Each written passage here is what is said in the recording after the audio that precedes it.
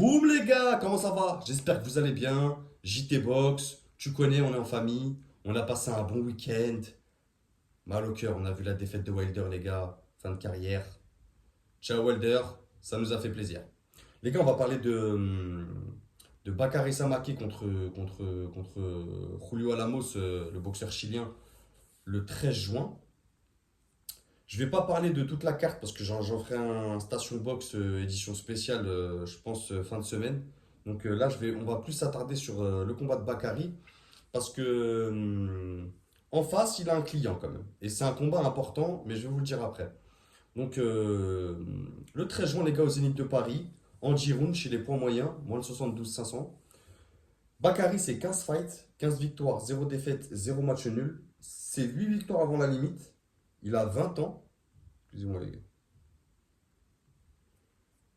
Il a 20 ans, droitier, 1m81. Ses débuts pro, c'est en 2021. Il a 74 rounds dans les pattes. Son dernier combat, c'était en février 2024. Il remporta la décision en 10 rounds contre Ahmed El Moussaoui. Combat avec beaucoup de pression, beaucoup d'enjeux. Bakary, gros test pour lui qui était attendu. Il était en main event. Donc il a passé ce défi haut la main avec brio. Julio Alamos, maintenant, c'est top 40 mondial. Top 1 chilien. C'est 18 combats. 16 victoires, 2 défaites, 0 match nul, 9 victoires avant la limite. Il a 111 rounds dans les pattes depuis qu'il est passé pro en 2016. Il a 33 ans. Droitier, 1m86, donc plus d'allonge.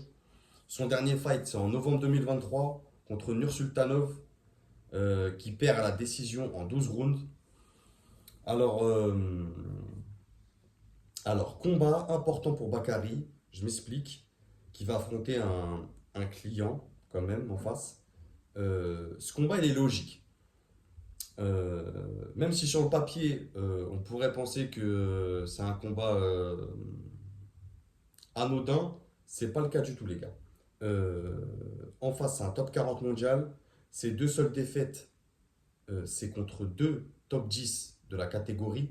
Donc, et c'est des défaites où il est allé aux 12 rounds. Donc, habitué des grands rendez-vous de l'élite de la catégorie.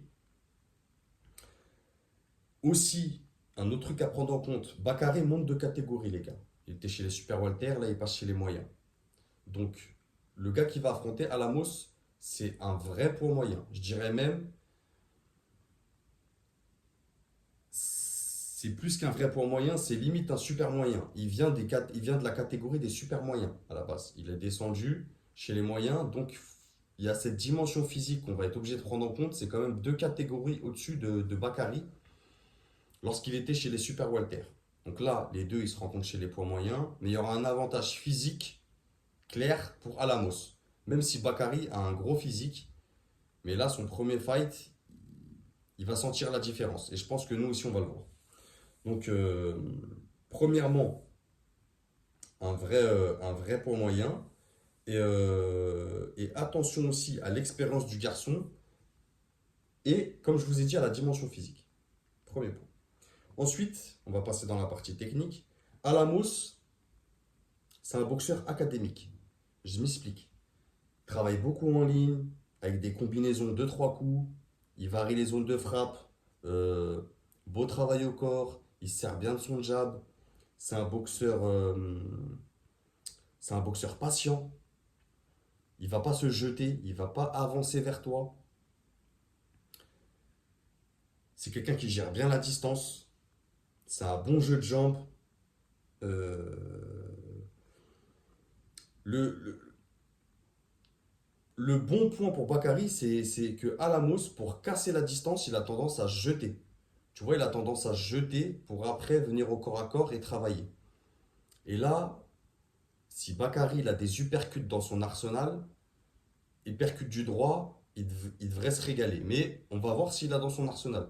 Quelle stratégie il a prévu, tout ça. Mais je pense que l'uppercut du droit, il peut être décisif lors des entrées de Alamos. Ensuite, Alamos, il n'a jamais été mis KO, les gars, chez les pros. Donc c'est solide, c'est un bon cardio, c'est précis. Pour Bakary, Le style Philly Shell, je pense que ça fera l'affaire. Défensivement, ça fera l'affaire. Alamos aura du mal à le toucher. Mais on va avoir un Bakary qui boxe très bien en reculant dans sa boxe défensive qui est la boxe Philly Shell, qui est souvent des boxeurs, des contreurs. Euh, S'il doit avancer, Bakary, il faudra qu'il soit rapide lors de ses attaques, très rapide. Alamos s'est boxé en avançant et en reculant. Donc les clés pour Bakary sera la vitesse d'exécution et le timing. Sa vitesse d'exécution et son timing vont faire beaucoup de différence lors de ce fight. Parce que Alamos, les gars, c'est pas un rigolo. Il est habitué à ce genre de boxeur. Je vous dis, il a côtoyé le top 10 mondial, il a boxé l'élite. Donc, faut faire attention. Le coup d'œil aussi de Bakary sera important. Il a un bon coup d'œil, donc à lui de bien l'utiliser pour bien contrer. Et j'espère aussi, parce qu'on a vu quelques lacunes. Il en a bien sûr, il est jeune comme tous les boxeurs, même des boxeurs qui ont beaucoup d'expérience ont des lacunes. Mais on a vu des lacunes en termes d'initiation d'attaque. Bakary, c'est pas un boxeur qui attaque beaucoup. Donc là, il va devoir changer. Si on a un Alamos qui attend, qui avance pas vers lui, je sais pas quelle stratégie ils vont prendre les deux. Mais si Alamos n'avance pas vers lui, on aura un Bakary qui sera obligé d'avancer. Et en tant que boxeur style Philly Shell, avancer, c'est pas ouf. Donc à voir. Je vois un combat serré, les gars, avec deux garçons très intelligents qui savent boxer. Mais je vais vous dire mon prono, je vois une victoire de Bakary à la décision. C'est un 10 rounds. Faut pas oublier que c'est un étranger, un Chilien qui vit en France. Donc c'est toujours compliqué quand tu vas à l'extérieur. J'aurais pu vous dire ça au même titre qu'un Français qui va en Amérique. C'est pareil. On a déjà eu des vols, on a déjà eu des décisions étranges. Donc c'est pareil ici. Pour qu'Alamos gagne, il faudra qu'il en fasse deux fois plus. Ou qu'il mette un KO. Mais Bakary, c'est rapide quand même. C'est rapide, c'est une bonne défense, c'est un bon coup d'œil. Je le vois pas. Je le vois pas mettre en difficulté physique Bakary. Là où je vois Bakary en difficulté sur ce combat, c'est le niveau tactique et stratégique. Donc à lui de nous faire voir qu'il a une belle intelligence de boxe et qu'il a une bonne chance de combat, une bonne chance du ring. Mais pas compliqué mais serré. Serré dans la mesure où Bakary va devoir